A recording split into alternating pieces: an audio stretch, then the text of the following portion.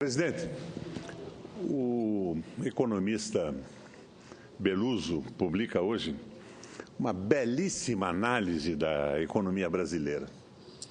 Ele deixa claro que o Brasil está atendendo agora um pedido de asilo de um projeto econômico neoliberal falido no mundo. Falido na Grécia, falido na Itália, falido na Espanha, falido em Portugal e que se refugia agora numa circunstância de política complicada no Brasil para tentar sobreviver, quando no mundo inteiro está nos seus estertores. Presidente, há pouco mais de 30 dias, a oposição, hoje transformada em governo, argumentava que, além das pedaladas fiscais, a presidente Dilma deveria ser responsabilizada também pelos 11 milhões de desempregados existentes no país. Os 11 milhões de desempregados eram homenageados nesse plenário 4, 5, 10 vezes por dia. As referências eram absolutamente exaustivas. 11 milhões de desempregados transformou-se num número mágico, na verdadeira senha do impeachment. A presidente precisava ser derrubada para salvar esses 11 milhões de brasileiros e brasileiras atirados à margem do mercado de trabalho. Pura fanfarronice, farolice, única e exclusiva. Afinal, nada, rigorosamente nada do que anunciou o novo ministro da Fazenda vai contribuir para o aumento do número de empregos.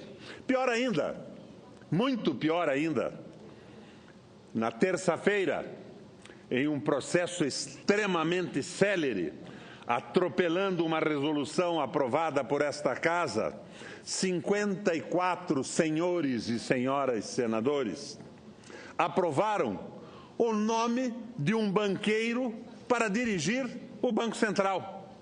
E qual foi o compromisso âncora do ex-economista-chefe do Itaú? Reduzir a inflação à meta de 4,5% ao ano. Qual a consequência disso? Juros acima de 20%, desemprego acima de 20%, mais contração, menos crédito, menos investimentos e mais desemprego. E volta ao lendário tripé, essa jabuticaba da economia brasileira, essa profissão de fé ao neoliberalismo fracassado. Superávit primário para pagar os juros absurdos nunca auditados, meta de inflação e câmbio flutuante. É a fórmula do fracasso absoluto. Mesmo ciente do monstruoso custo social de se engessar a inflação naquele patamar, a ex-oposição, hoje engalanada como governo, parece ter deixado de lado, de uma hora para outra, a sua angústia com os pobres 11 milhões de desempregados. Se iam mal as coisas antes, tendem a piorar bem mais agora. Não que houvesse uma mudança de qualidade entre as duplas Levi-Tombini, Barbosa-Tombini e a escalação atual Meirelles-Gold-Fine. O esquema do jogo é rigorosamente o mesmo. Mereladas, barbosidades e leviandades na economia. Quer dizer, quando até mesmo o Fundo Monetário Internacional passa a admitir o fracasso do neoliberalismo e as consequências deletérias das políticas de austeridade, o Brasil, mais uma vez, se põe na vanguarda do atraso e dá asilo a uma política econômica falida no planeta Terra. Uma política econômica nos seus estertores. Se aponto erros na gestão econômica e política da presidente Dilma, não quer dizer que eu seja conivente com a trama que a afastou. E se me empenho para que ela recupere um mandato usurpado, não quer dizer que eu esteja aceitando que tudo volte a ser como era. Não, de forma alguma.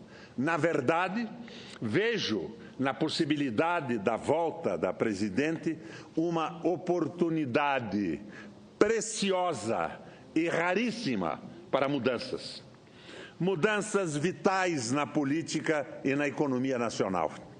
Um número cada dia maior de senadores e senadoras entende que a crise econômica e o desgaste irrecuperável desse presidencialismo de coalizão impôs à presidente e imporá, assim que ela retorne ao cargo, a convocação de um plebiscito para que os brasileiros decidam se querem ou não a antecipação das eleições presidenciais para antes de 2018. O encurtamento ou não do mandato da presidente Dilma, seu afastamento ou não do cargo, deve ser decidido pelas urnas, pelo povo brasileiro. A soberania popular será o árbitro supremo e não o Congresso. Um Congresso lamentavelmente sob suspeita. Um conglomerado de 35 partidos retalhados por toda sorte de compromissos e interesses e, além disso, desgastados por frequentes, insistentes e terríveis denúncias de corrupção. É preciso reconhecer: há em curso um derretimento geral, tudo se liquefaz, dissolvem-se os partidos e o presidencialismo de coalizão. Desmancham-se biografias e carreiras, nada resiste em pé. Nada, rigorosamente nada. Até mesmo o Judiciário, o Ministério Público e a Polícia Federal são frequentemente questionados em suas ações. E se transformam em corporações a multiplicar privilégios, notadamente os privilégios salariais. Logo, o país precisa de um recomeço. O Brasil precisa de uma nova chance. Prevalecendo a decisão por novas eleições, a presidente Dilma comandaria um governo de transição, até que o plebiscito resolvesse ou não pela antecipação das eleições. E essa transição se daria desde a sua volta ao cargo, com o fim do processo de impeachment, até a posse de um novo presidente ou presidenta eleito. O governo de transição deve colocar em execução um programa que eu me permito imaginar. Em primeiro lugar, alterar o modus operandi do Banco Central e do Ministério da Fazenda, adotando as seguintes medidas. Seriam medidas econômicas para um governo nacionalista, democrático e popular. A transformação progressiva e ordenada da dívida pública em investimento produtivo, em obras de infraestrutura, em novas fábricas, o que já se fez inúmeras vezes no mundo, e eu ressalto a política de recuperação da Alemanha em 1934, sob o comando de Hjalmar Sachs. B. Controle da entrada e de saída de capitais, com a administração do câmbio em um patamar favorável ao equilíbrio das contas externas. C. Redução da taxa básica de juros a níveis internacionais. D.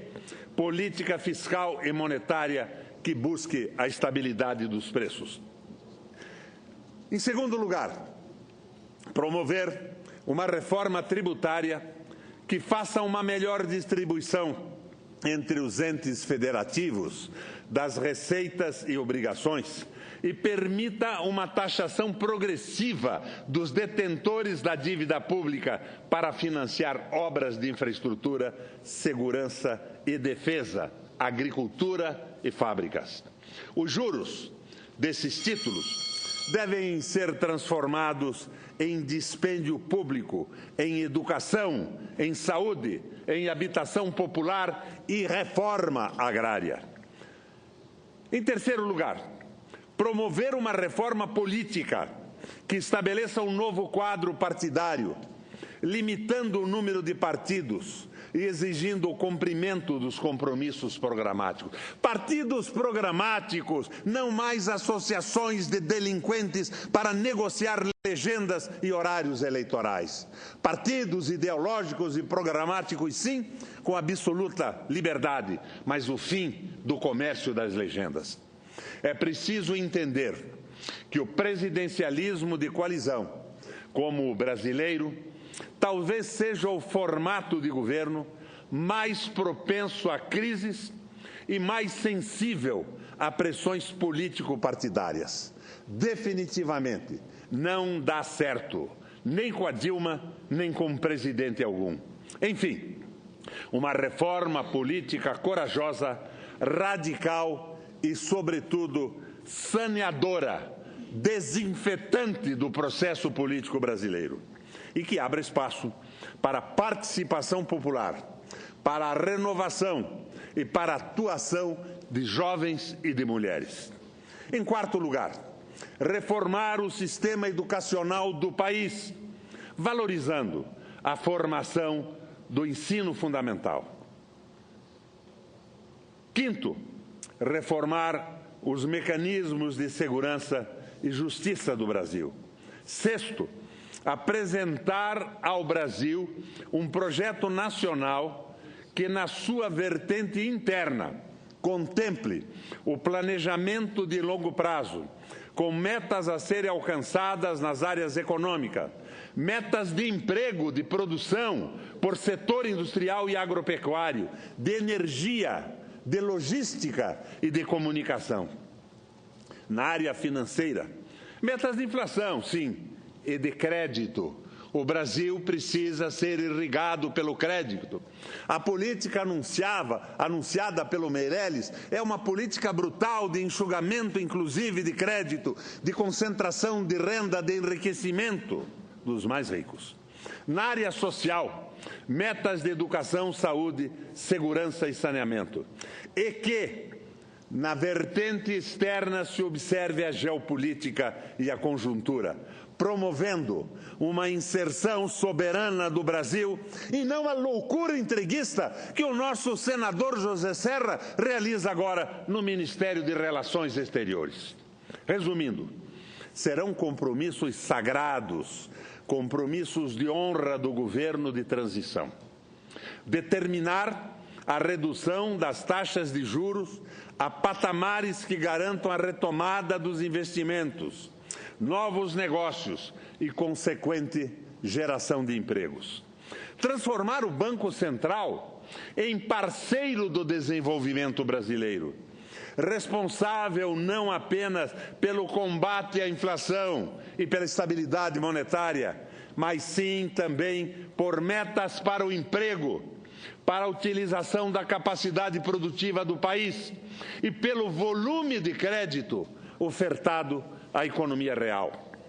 Colocar imediatamente em movimento amplo programa de novas obras de infraestrutura e de recuperação de obras nas áreas rodoviária, ferroviária, de saneamento e de suporte à expansão das comunicações. Manter como espinha dorsal as iniciativas de desenvolvimento do país, de criação de novos empregos, de elevação da qualidade de vida dos brasileiros, de aumento do salário e da renda, além de garantir, sobremaneira, os investimentos em saúde e em educação. Estabelecer, de forma inflexível, taxa cambial favorável às exportações e, consequentemente, a expansão e recuperação da industrialização do país.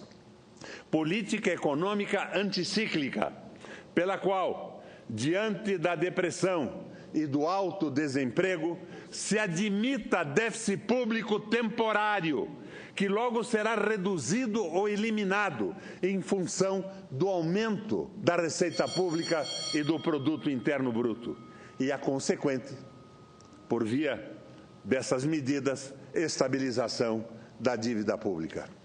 Não tenho a menor dúvida de que um governo de transição, com um programa com estas linhas, preparará o Brasil para uma nova eleição, abrindo caminhos, e para um novo tempo.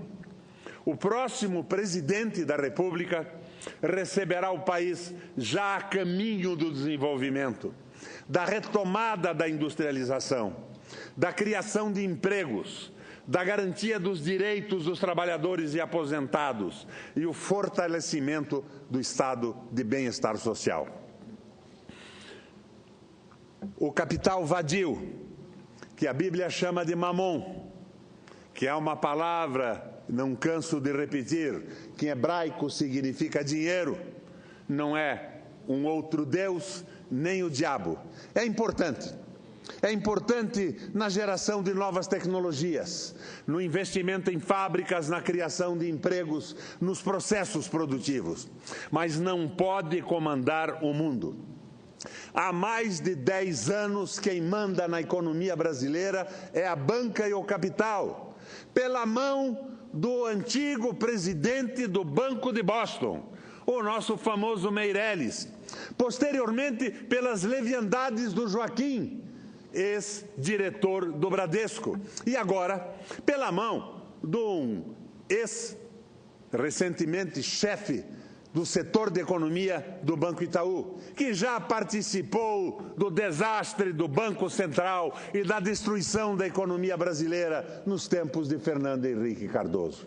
Nós estamos vendo a repetição das mesmas barbaridades e, com uma afoiteza inacreditável, anunciam: estaremos agora com o novo governo do Michel Temer, que cá entre nós não tem nada com isso, estabelecendo as bases para o crescimento do país nos próximos 20 anos.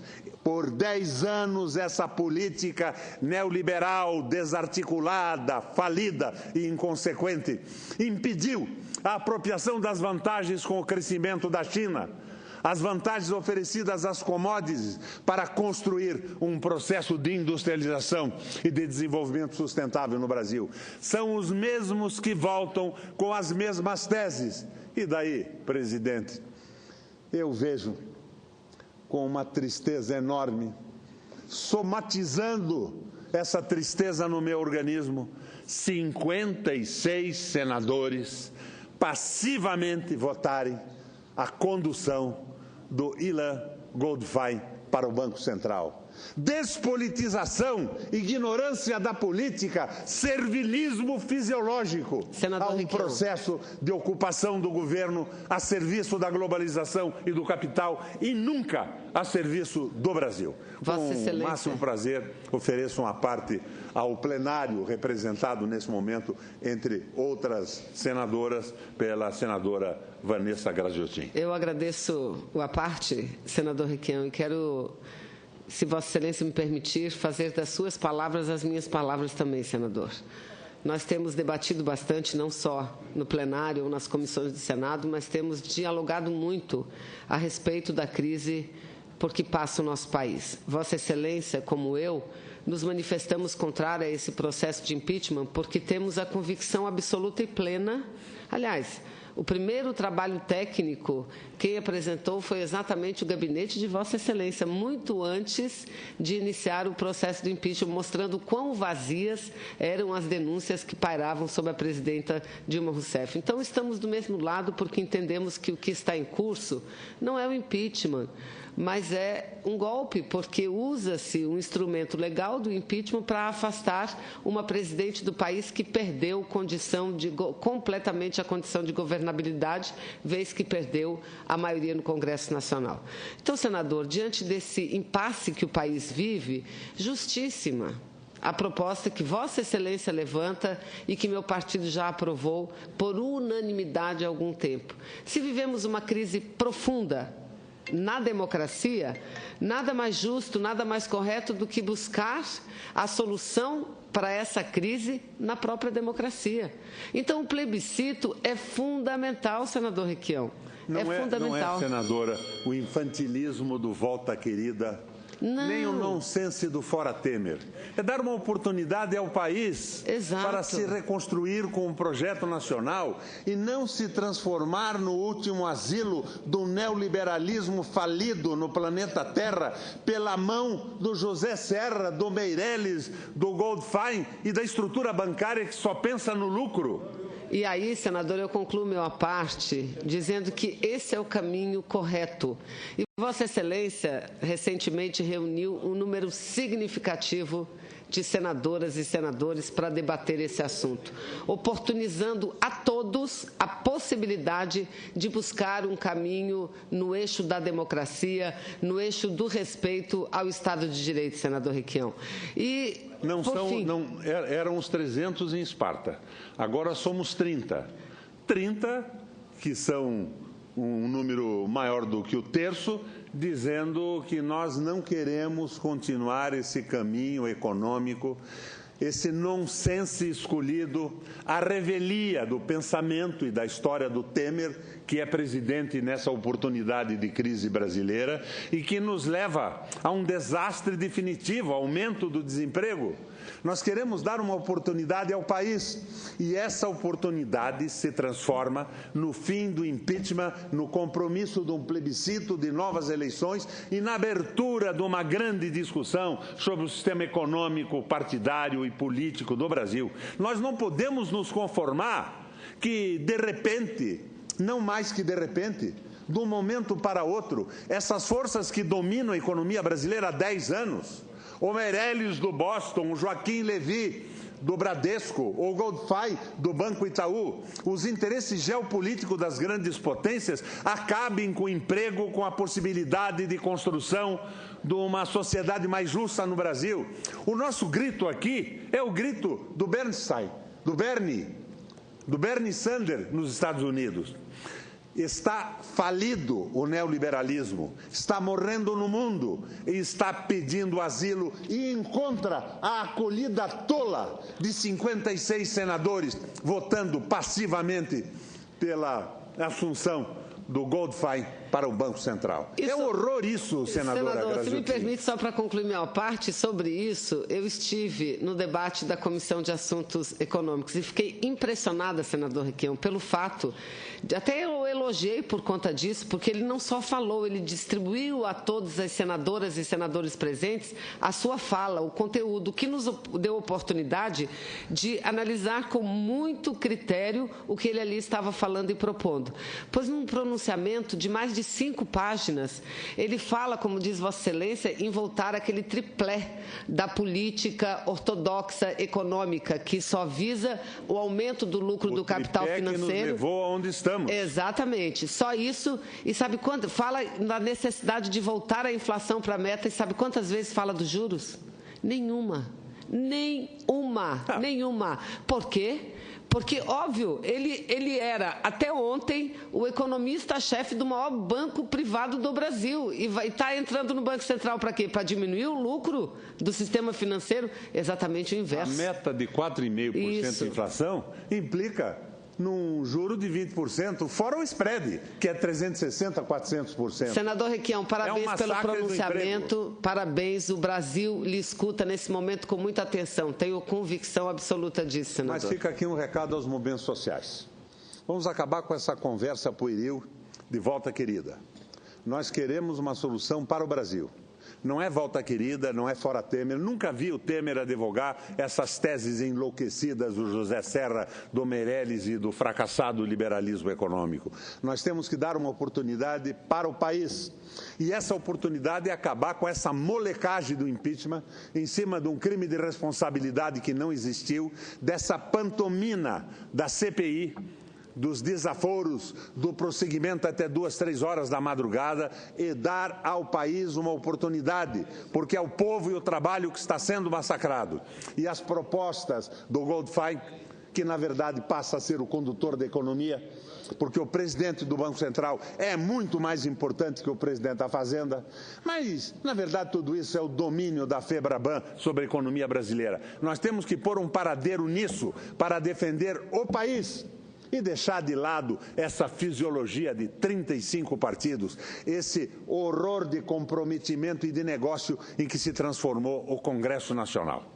Presidente, agradeço a tolerância do tempo e a oportunidade de poder falar nesse plenário maravilhoso, lotado, dessa quinta-feira à tarde em Brasília.